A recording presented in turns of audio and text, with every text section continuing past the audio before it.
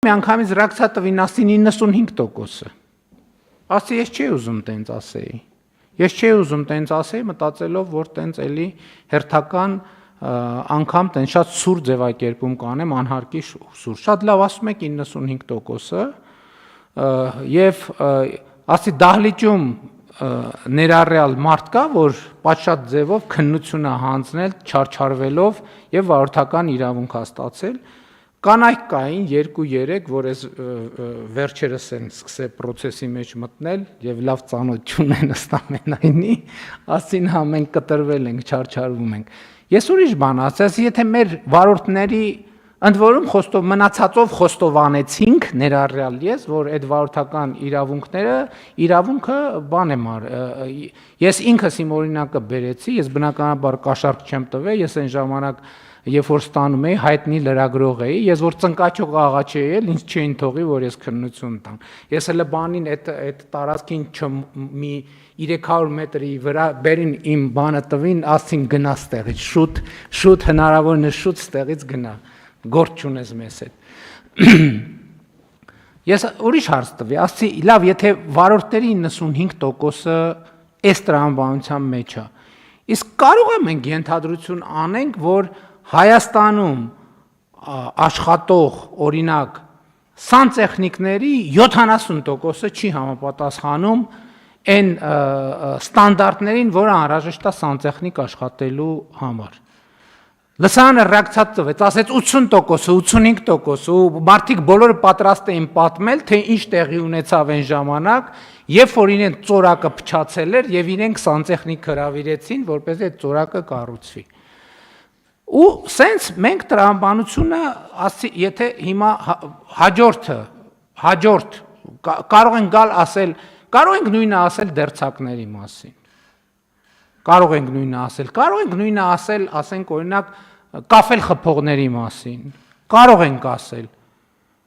Եվ ես եկա հասա հետեւյալ տրամաբանությամբ։ Իսկ եթե նույնը կարող ենք ասել վարորդի, սանտեխնիկի, կառավարիչի, այնտեղ ուսուցիչներ կային, ասցին ուսուցիչների, ասի ես հատուկ չէի ասում, որովհետև ես մտածում եմ, որ այնուամենայնիվ մասնագիտություններ կան, որոնց մասին պետքա շատ զգույշ խոսալ, իրանք ասին, չէ, այդ դեպքում էլ կա։ Ես շարունակեցի միտքը։ Ասի, իսկ հարգելի գործընկերներ, եթե վարորդները, սանտեխնիկները, կաֆել խփողները, մետլախփողները, դերձակները,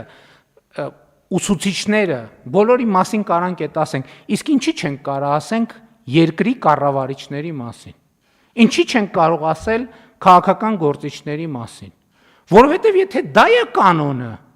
դա կանոն է բոլորի համար։ Իսկ ինչ պարտադիր է, որ դու մեքենա վարել իմանաս, որ դու մեքենա վարես։ Որովհետև մեքենա վարելը նույնն է մեքենան A կետից B կետի տեղափոխելու հետ։ Բացարձակապես նույն բանն է։ Իսկ ինչ կա, մեքենա վարելը սրանք լրիվ գժվել են։ Մեքենա վարելու մեջ բարդություն կա, ոտը դնում ես գազին, հիմա էլ կան բարդ չի, մի ժամանակ էր որ պերվի կար, վտարոյի կար, տրեցի կար, հիմա չկա ոչի բան։ Դնում ես դեի վրա ու գազ ես տալիս, ինչքան գնացիր։ Քանի հոգի ճամփին ինչ կլինի էական չի, բայց մենք պետք է հասկանանք, որ սա, ընենք չի, մենք գնում ենք ասում ենք, վայ վարորդական իրավունքների այս համակարգի դեմ կռիվ տանք պայքարենք, հա շատ լավ կռիվ տանք պայքարենք, հետո բանի, հետո ուսումնարանում, հետո դպրոցում, հետո կաֆել խփող, հետո այն մեկը, չէ ժողովուրդ ջան, եկեք ի վերջո խոստովանենք, որ ամենտեղ եւ ամենուր այդ նույն վիճակն է, ներառյալ կառավարման համակարգում։ Իսկ եթե կարելի է նույն կերպ մեքենա քշել, ինչի չի կարելի նույն կերպ լինել հազար ներողություն, չեմ ուզում, ինչի չի կարելի նույն կերպ լինել կառավարության անդամ, ինչի չի կարելի։ Ով ասե որ չի կարելի։ Ինչի չի կարելի նույն կերպ լինել բանի պետական պաշտոնյա։ Ինչի չի կարելի նույն կերպ լինել քննիչ, ինչի նույն կերպ չի կարելի լինել դատավոր, ինչի նույն կերպ չի կարելի լինել դատախազ, ինչի նույն կերպ չի կարելի լինել օպեր լիազոր։ Ցանկացած բան, ինչի նույն կերպ չի կարելի, ով կարա բացատրի, ինչի, եթե կարելի է վարորդ լինել, չիմանալով մեքենա քշել, ինչի չի կարելի լինել կառավարիչ չիմանալով կառավարել, ինչի։ Եթե դա հանրության մեջ կոնսենսուս է, որ կարելի է տենց, Ինչ տարբերություն, ինչ մեքենա ես վարում։ Եվ մենք պետք է խոստովանենք 7 տարվա մեջ վերակենում առավոտից իրիկու ասում եմ, այս կառավարությունը սխալ կադրային քաղաքականություն է վարում։ Հա, կառավարությունը սխալ կադրային քաղաքականություն է վարում, որովհետև երկրում կադրային ճգնաժամ է, մարդկային ռեսուրսի ճգնաժամ է, հարգելի գործընկերներ։ Իսկ գիտեք ինչի է ճգնաժամ։ Որովհետև մի երկրում, որտեղ բնակավայրերի 70 եւ ավել տոկոսում մանկապարտեզ չկա, երբ որ դպրոցների 70 եւ ավել տոկոսը կիսաավերված է ֆիզիկական եւ բովանդակային առումով, չի կարող այդտեղ չլինել կադրային սով։ Կան երկրում լավ կադրել ունենցա, հիմա կասեն ինչ չորացել է մեր երկրի արգանդը չորացել է, չի չորացել Ժողովուրդ ջան։ Կան լավ կադրեր, այո, կան լավ կադրեր։ Փոքր խումբ, որոնք 1, 2, 3, 4, 5, 6, 7, 8, 9, 10 միլիոն դրամով աշխատում են Հայաստանում, Հայաստանից դուրս։ Եվ չեն էլ գա աշխատեն կառավարությունում, հələ մի բան չի, 400-500 հազար դրամ ստանան, ամեն ստացած կոպեկի հետ էլ անեցքը հետը տանեն տուն։ Էլի բանը, պարգևավճարը, մեր բաները տարան, պարգևավճարը վճարեցին։